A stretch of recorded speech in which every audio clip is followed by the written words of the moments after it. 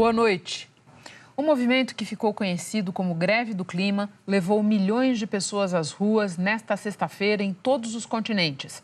Foram pelo menos 5.000 protestos em 156 países, com 3 reivindicações principais: fim do uso de combustíveis fósseis, retirada de moradores de regiões sob risco de desaparecer com a elevação do nível dos oceanos e a punição aos maiores poluidores do mundo. Outros atos estão marcados para segunda, quando começa a Cúpula do Clima da ONU em Nova York. Aqui em Nova York, a manifestação reuniu milhares de pessoas, entre elas a grande estrela do ativismo ambiental, a jovem sueca Greta Thunberg, de apenas 16 anos. No exterior e no Brasil, atos com grande presença de crianças. Em Brasília, Jair Bolsonaro sanciona a MP da Liberdade Econômica e o governo descongela 8 bilhões do orçamento. Brumadinho, a Polícia Federal indicia 13 pessoas pelo rompimento da barragem. As penas podem chegar a 18 anos de prisão. Esporte, a judoca Rafaela Silva rejeita a acusação de doping. Campeonato Brasileiro, um novo desafio para o nosso time de comentaristas. Vocês vão revalidar os seus palpites. E aí lá no final, a gente vai mostrar as 2 cartelas. A abertura da São Paulo Oktoberfest, com público esperado de 100.000 pessoas. E na coluna de Nelson Mota, a maior de nossas atrizes lança a autobiografia. Fernanda Montenegro representa o que o Brasil tem de melhor. Foi você que me chamou.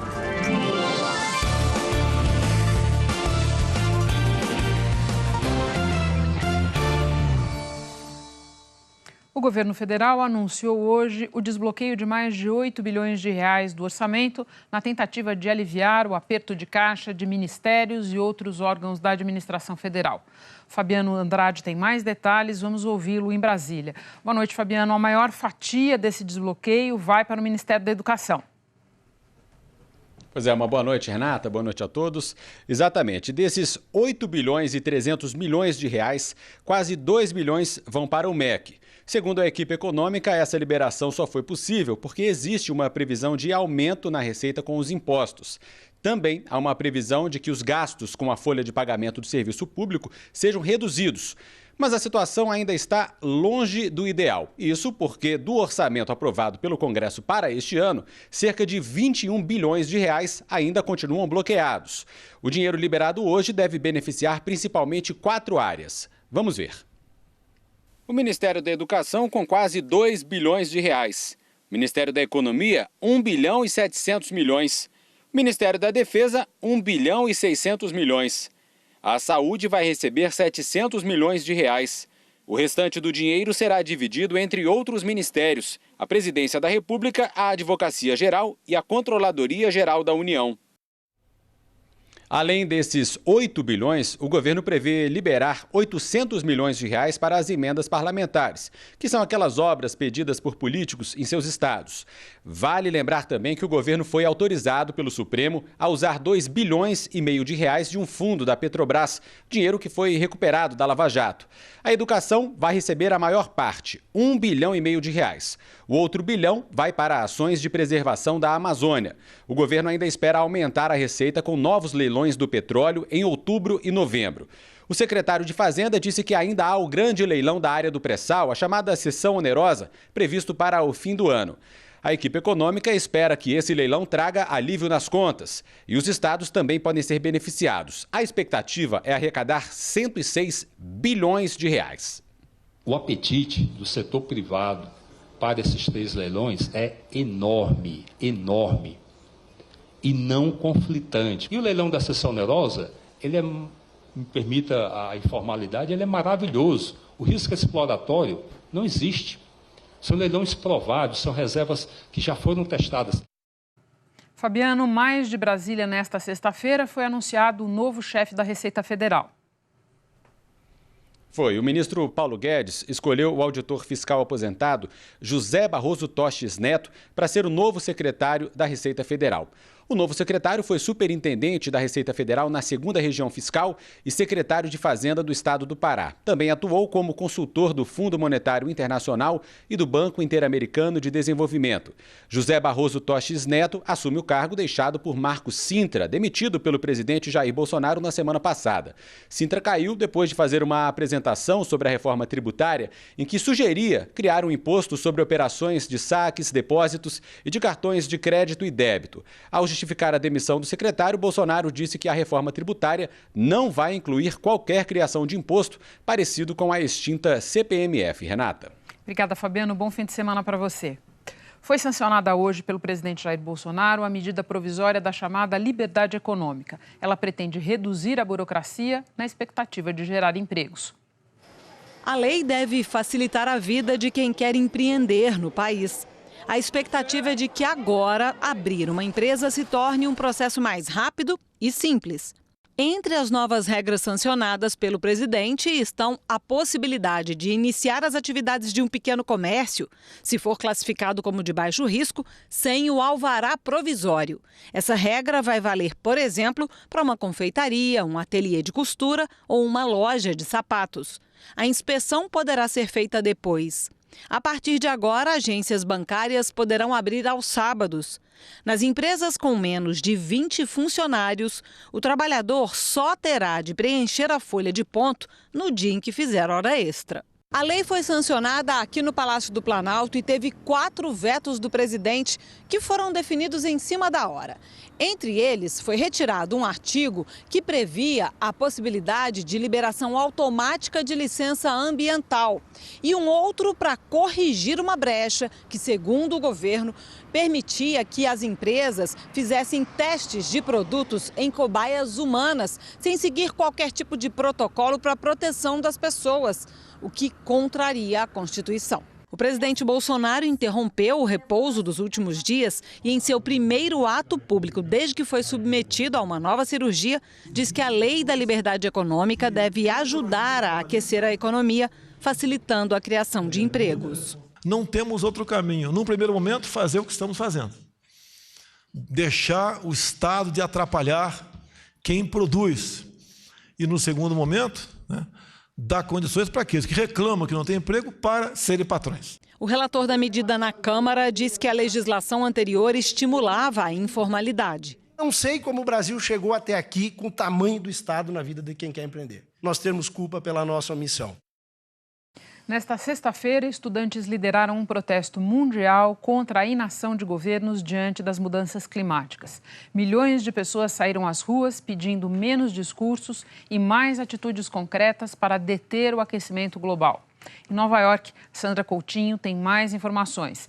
Sandra, boa noite. Um recado mais do que direto aos líderes que devem se encontrar na segunda-feira aí em Nova York.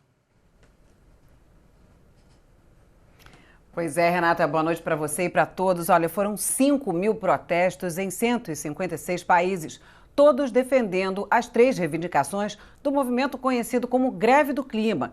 O fim do uso de combustíveis fósseis, a retirada de moradores de regiões costeiras que correm o risco de serem inundadas, com a elevação do nível dos oceanos e a punição dos maiores poluidores do mundo.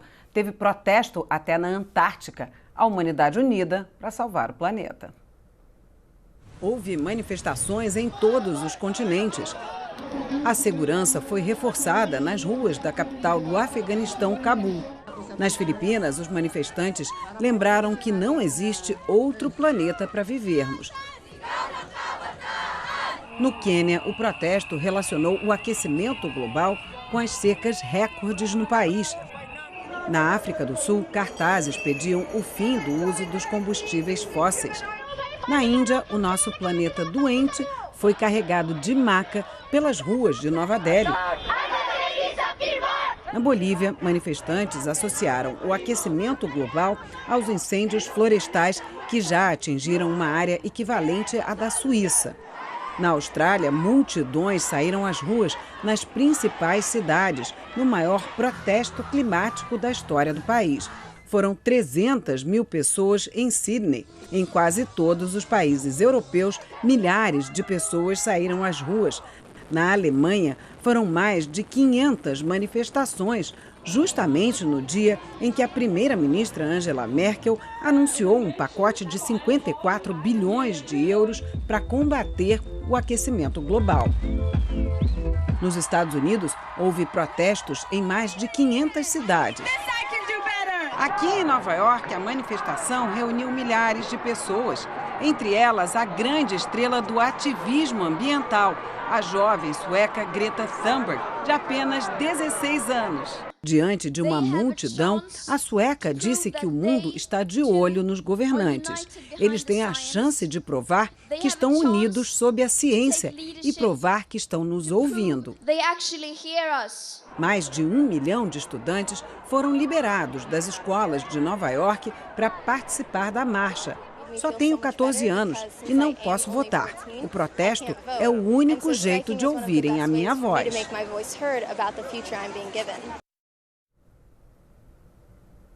Mais protestos estão planejados para segunda-feira em várias cidades mundo afora. É justamente na segunda que começa a cúpula do clima das Nações Unidas aqui em Nova York. O presidente Donald Trump já avisou que não vai, Renata. Muito obrigada, Sandra. O grito da nova geração em defesa do planeta foi ouvido também aqui no Brasil. A greve pelo clima em São Paulo estava marcada para começar às 4 da tarde. Mas antes disso, o vão livre do MASP, tradicional ponto de manifestações, já estava cheio. Crianças desenhavam cartazes. E aí a gente está aqui, os jovens, para mudar isso. Então a gente quer manifestar, porque se eles continuarem desse jeito, não vai dar. O seu futuro está dependendo do que a gente vai fazer. O futuro bom é com bastante árvore, com comida para todo mundo, com água para todo mundo. Às 5h30 da tarde, o número de participantes já era bem maior e eles ocuparam um lado da Avenida Paulista. Agora, às 6h30, eles começam a sair em passeata.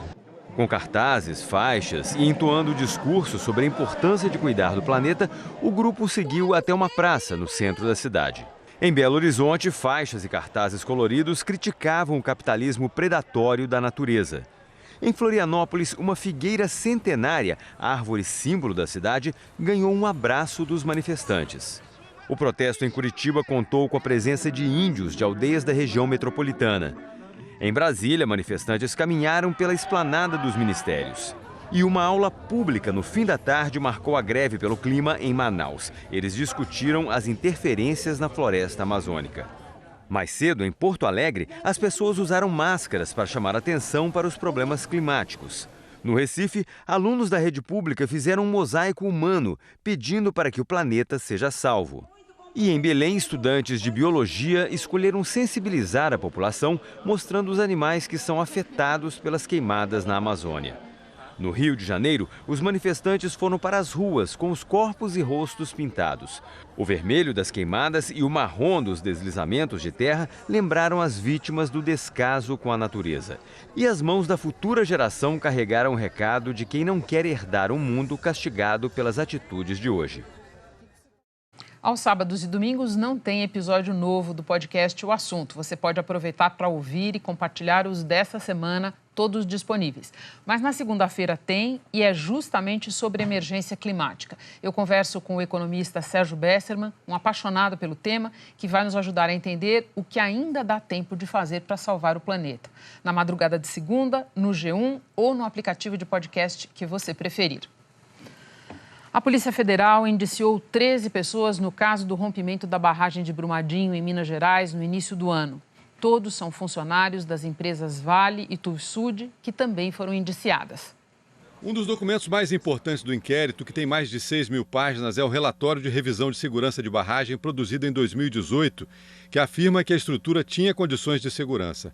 Um laudo de estabilidade assinado por Makoto Namba, da Tuvsud, e César Granchan, da Vale, que estão entre os indiciados, ajudou a mineradora a obter permissão das autoridades para continuar as operações na mina de Córrego do Feijão. Se ela não tivesse sido dada, muitas outras medidas poderiam ter sido tomadas pelos órgãos públicos e pela própria empresa, seja para melhorar essa condição de estabilidade, seja para gerenciar melhor a área de risco, entre outros fatores. Segundo a investigação, os engenheiros da Vale e da consultoria Tuvsud sabiam desde 2017 que o fator de segurança da barragem B1 estava abaixo do recomendado. Para a Polícia Federal ficou claro que a barragem tinha problemas e que os indiciados ignoraram os riscos. Aquela barragem não sendo atestada a declaração de condição de estabilidade, o que aconteceria era que aquele complexo provavelmente ele ia ter que ficar paralisado. Já em relação à Tuvisud, no meu entendimento, eles tinham interesse em não criar nenhum tipo de conflito com a Vale,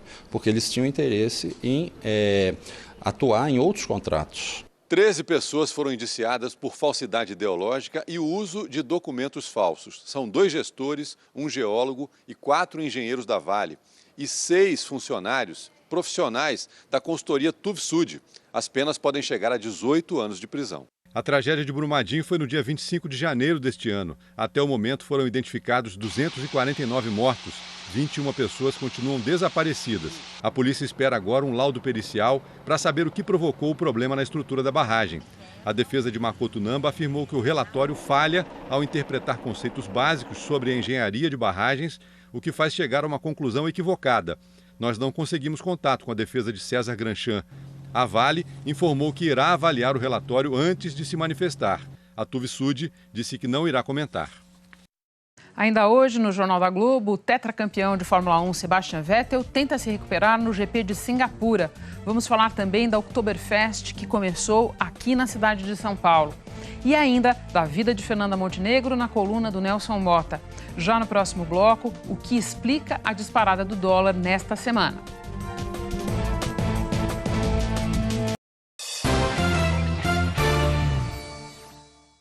Os Estados Unidos anunciaram agora à noite o envio de tropas à Arábia Saudita. Ainda não se sabe o tamanho desse efetivo. A medida foi tomada uma semana depois do ataque a um complexo petrolífero, pelo qual os governos americano e saudita culpam o Irã.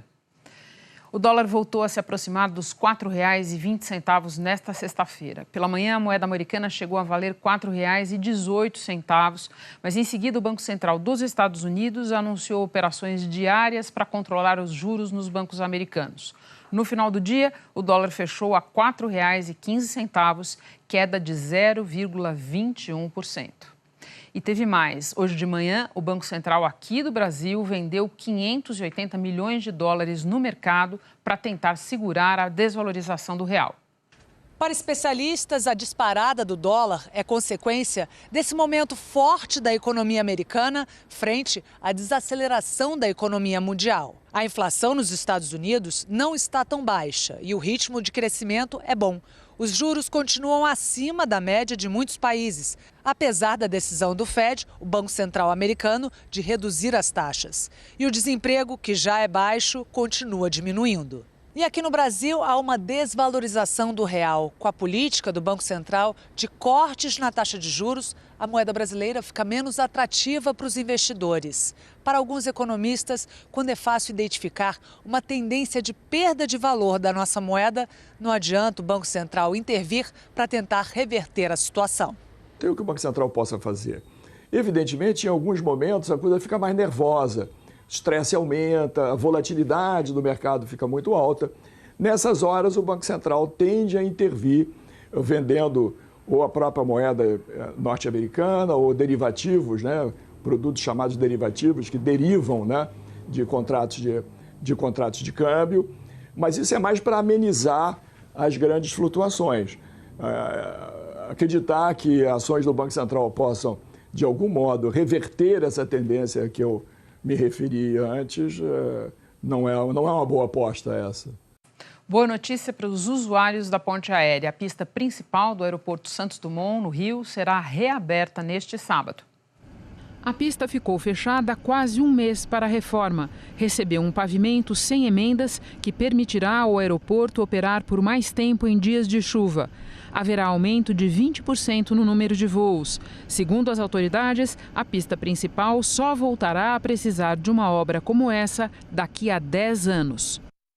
A judoca Rafaela Silva testou positivo no exame antidoping realizado durante os Jogos Pan-Americanos de Lima. Os resultados indicaram o uso da substância fenoterol, comumente usada para tratamento de doenças respiratórias. O exame foi realizado em agosto, quando Rafaela conquistou o ouro nos Jogos Pan-Americanos.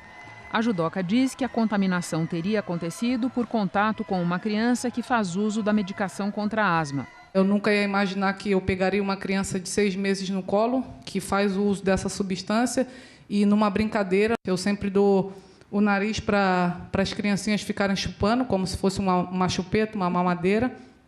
E eu descobri que uma das crianças que eu fiz isso, ela fez o uso dessa substância, então pode ser um dos motivos de ter entrado essa substância no meu corpo. Campeã olímpica, mundial e pan-americana, Rafaela Silva seguirá treinando e competindo normalmente até o caso ser julgado pela Federação Internacional de Judô. Daqui a pouco começou o Oktoberfest em São Paulo e, a seguir, Tite convoca a seleção que vai disputar amistosos em outubro.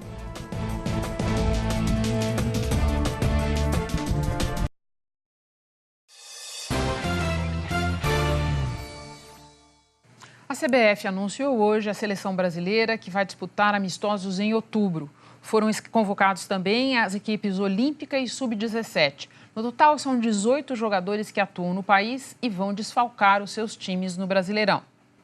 A convocação de Tite para os 2 amistosos em outubro contra Senegal e Nigéria em Singapura, na Ásia, teve os goleiros Ederson do Manchester City, Santos do Atlético Paranaense e o Everton do Palmeiras. Os laterais, Dani Alves do São Paulo, Danilo e Alexandro da Juventus e Renan Lodge do Atlético de Madrid.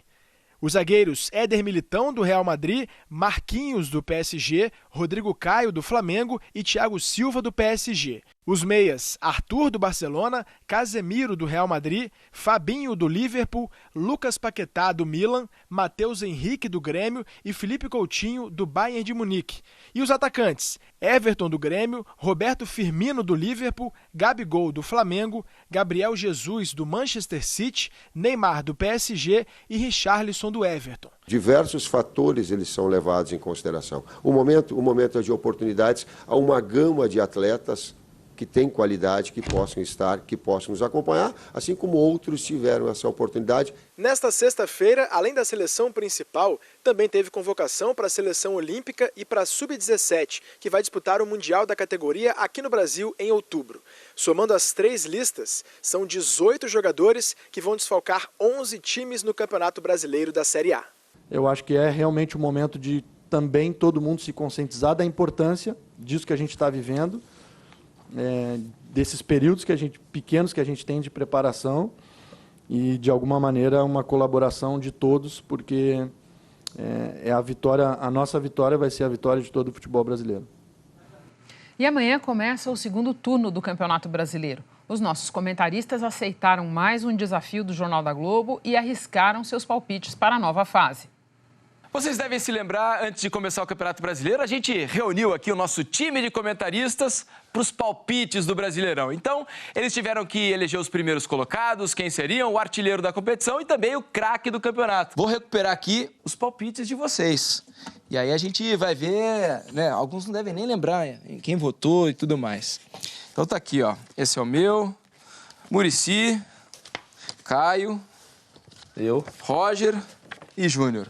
Então, vocês agora, com o fim do primeiro turno, já sabendo tudo que passou em metade do campeonato, vocês vão revalidar os seus palpites. E aí, lá no final, a gente vai mostrar as 2 cartelas para ver quem mais acertou, quem mais errou, se alguém... Mas vai valer a primeira cartela ou a segunda? As 2, mas o que vai valer mais é a primeira. Então, vou fazer o seguinte, ó, vou distribuir mais uma cartelinha para cada um, que é do Caio, Roger... Professor Muricy. Essa é menorzinha, é para valer menos mesmo. Exatamente, a menor é a que vale menos, entendeu? Já é para o segundo turno. Então agora vocês marquem aí de novo, de primeiro a sexto colocado, o craque do campeonato e o artilheiro para a gente depois conferir quem acertou, quem errou, quem deu um chute muito distante da realidade. Rapaz. Anotem aí. Agora, comparando aí as cartelas de vocês do primeiro turno, né, daquela que a gente fez antes do campeonato, com a do segundo, tem muita diferença, Caio? Eu mudei 2 times. 2 entre os 6 primeiros. De posição ou 2 entraram na sua lista dos 6 primeiros? 2 entraram na lista dos 6 primeiros e mexi tanto no artilheiro como no craque do Brasileirão. Eu tirei 2 times entre os 6 e coloquei outros 2. Eu não mudei muito não, cara. Tá... É sinal de que foi bem, Muricy. Tá bem de previsão, hein? Os palpites foram legais, sabia? É? Teve uma modificação nos 6 primeiros. Uma só? Uma porque teve um time que se recuperou bastante nesse período, quando a gente começou, que não foi muito bem no campeonato regional. O meu artilheiro se machucou, o craque também. Então eu já tive que mudar 2 aí. E entre os 6 eu também fiz 2 trocas, os outros 4 estão dentro do que eu esperava, pelo menos. Vamos devolver? Não vale rasura, hein, Roger? Não tem rasura. Vamos conferir, hein? Tem rasura aí, não. Então tá aqui, devidamente fechar a nossa urna. Então vamos colocar aqui, todos os palpites na urna e depois, lá no final do campeonato, a gente vai conferir quem é que se deu melhor. Então é isso, pessoal. Já se foram 19 rodadas, falta a outra metade do campeonato, mais 19 pela frente, muita emoção por aí. E lá no final do Brasileirão a gente confere se o nosso time de comentaristas é bom também de palpite. Fiquem aí com o segundo turno. Bom campeonato para todos. Vamos conferir mesmo. Os palpites nós vamos conhecer no final do campeonato. Mas a gente pediu a cada um dos comentaristas que apostasse num destaque para o segundo turno. E isso você já pode conferir na nossa página do JG na internet. Daqui a pouco, a autobiografia de Fernanda Montenegro na coluna de Nelson Mota. E a seguir, o mundo da cerveja na Oktoberfest em São Paulo.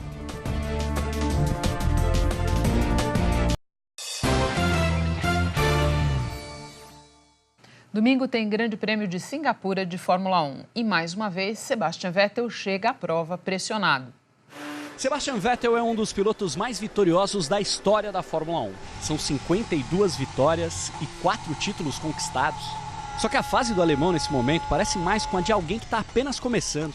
Ele não ganha uma corrida há mais de um ano. Na tabela do campeonato está na 5ª posição, a 115 pontos do líder Lewis Hamilton e a 13 de Charles Leclerc, seu companheiro de equipe, que ganhou as últimas 2 provas da temporada. Uma delas, a de Monza, na Itália, a casa da Ferrari. Leclerc virou o queridinho dos italianos. Vettel, a frustração. Seria o momento de parar? Ele disse que não, porque ainda ama correr e que vai conseguir dar a volta por cima. Para piorar ainda mais esse cenário, Sebastian Vettel está vivendo uma situação delicada e inusitada para quem é tetracampeão mundial. Se nas próximas 3 etapas o alemão cometer erros a ponto de ser multado, ele pode pegar uma corrida de suspensão. Erros perigosos como esse aí, geram multas para os pilotos. Quem recebe 12 pontos no período de um ano é suspenso por uma corrida. No momento, Sebastian Vettel está com 9 pontos na carteira. Ele admitiu que está longe do seu melhor nível, mas disse também que erros fazem parte da vida de qualquer um. Nem era preciso admitir, num ambiente competitivo como o da Fórmula 1, crises ficam estampadas no rosto dos pilotos. Começou hoje a São Paulo Oktoberfest, na qual são esperadas 100 mil pessoas. Pensa numa galera que curte uma fila, mesmo que não tenha certeza do que tem atrás da porta preta. O que falaram pra vocês que vai rolar aqui dentro? A gente não sabe. Não? Não. Surpresa. Estamos esperando ansiosos pra ver o que vai acontecer lá dentro. Quando ela se abre, a turma descobre que está entrando no mundo da cerveja. Aqui é o reduto do meu mestre cervejeiro. É aqui que todas as cervejas especiais são pensadas, até chegar a vocês. E o mestre dá uma aula express sobre alguns tipos da bebida. Ela é mais cítrica, mais leve quanto ao paladar e ao aroma. Você decorou tudinho? Eu decorei 2 só. Só 2? Só. Porque essa daqui é a Oktoberfest. Tá valendo, gente. O desafio é acertar a lição. E aí, tá perdida? Não sei, tô perdida. E aí, põe aonde a Pale Ale? Ajuda, meu filho. Vamos ajudar aqui? Pedrinho, Vamos ver. Ela é cobreada, frutada e marcante? É isso? Aprendeu? Marcante, lembrou? Aprendi. Aí, agora. Pedrinho é incrível. Tá certinho, gente. Sensacional! Mas e a cerveja? Você achou que ia tomar aquela cerveja? Como é que é? Com certeza. E por que não? Ainda não. Vamos pro próximo. Ah, meu amigo, mas aqui o brinde é no capricho, com riff de guitarra no particular. Meu Deus do céu, isso é top. Pêssego. O gosto, sabor? Sabor. Já estão aqui na festa há muito tempo. Exclusivo. Sensacional. Ótimo. E assim, a Casa das Cervejas se abre para o público em São Paulo. A terceira edição do Oktoberfest começou hoje e vai até o dia 6 de outubro aqui no Jockey Club, que fica na zona oeste da capital paulista. Até lá serão milhares de litros de cerveja, inclusive de 15 cervejarias artesanais. Através da cerveja você pode conhecer o mundo. Porque a cerveja ela tem também uma questão de tradição, mas também tem uma questão de origem. E para acompanhar o brinde, uma fartura da culinária alemã. Que tipo de comida é essa daí? É uma comida bem suculenta, bem deliciosa, carne bem macia, se desfaz no céu da sua boca, assim, é bem bom. É que certamente você vai precisar de uma força extra para encarar um passeio pelo parque de diversões, extravasar o seu alemão interior com uma martelada medieval e mirar direitinho no alvo ao praticar o esporte dos ancestrais. É, meu amigo, pensou que o negócio aqui era só sair brindando? Isso é somente uma parte da festa.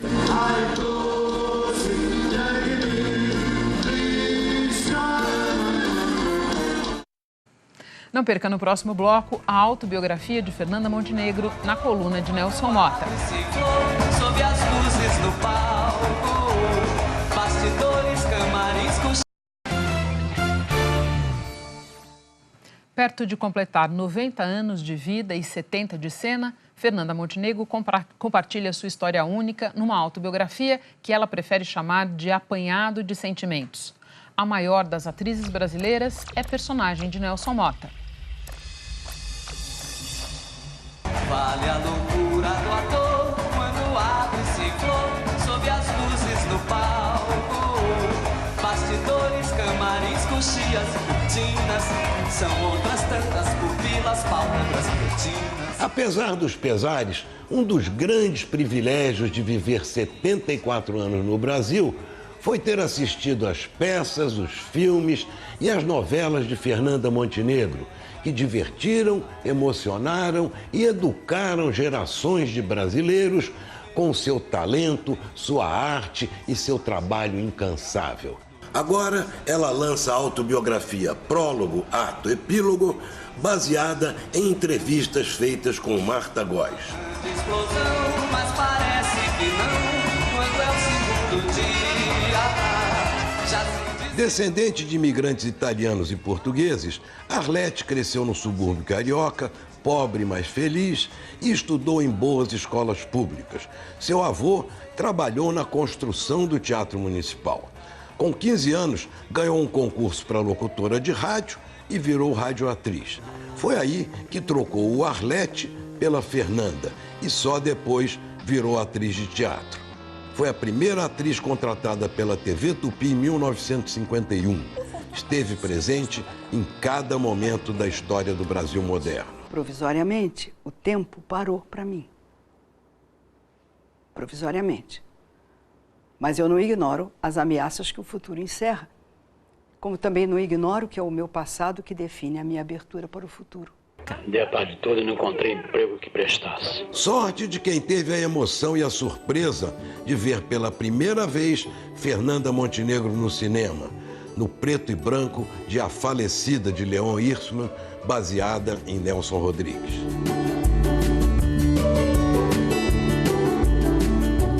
Fernanda fez muitas personagens ricas e aristocráticas, muitas personagens dramáticas que fizeram o Brasil chorar.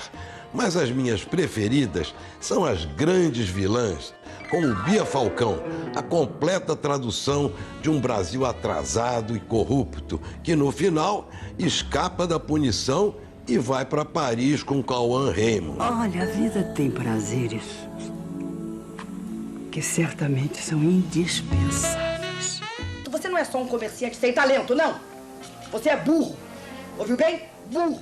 E principalmente as comédias, que fizeram o Brasil rir e se divertir, uma missão nobre em tempos duros e pesados.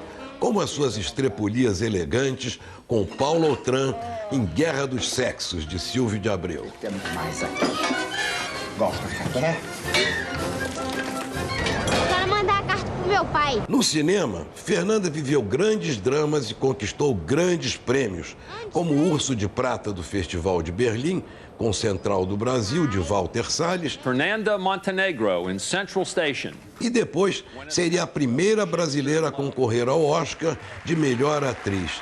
E perder para Gwyneth Paltrow.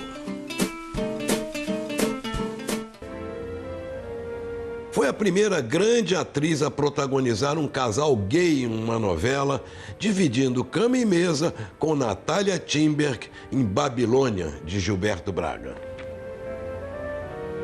E ainda ganhou um Emmy Internacional com a Dona Picucha de Doce de Mãe, de Jorge Furtado. This is a special moment in my life, my professional life. Eu acho que está bom.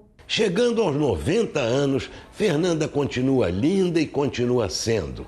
E por causa da sua filha, a atriz Fernanda Torres, que era chamada de Fernandinha, passou a ser chamada de Fernandona, ou Fernandíssima, ou Fernandaça. O certo é que Fernanda Montenegro representa o que o Brasil tem de melhor. Como você ficou bonito. Com essa cor, meu filho. Mas um pouquinho magro. Foi você que me chamou. Não foi? Procurando encrenca, né? Quanto mais o tempo passa, mais bobo fica. Já se disse, não foi uma vez, nem três, nem quatro. Não há gente como a gente de tirar. O Jornal da Globo fica por aqui. Outras notícias na edição de sábado do Jornal Hoje. E agora tem Conversa com Bial. Um ótimo fim de semana para você.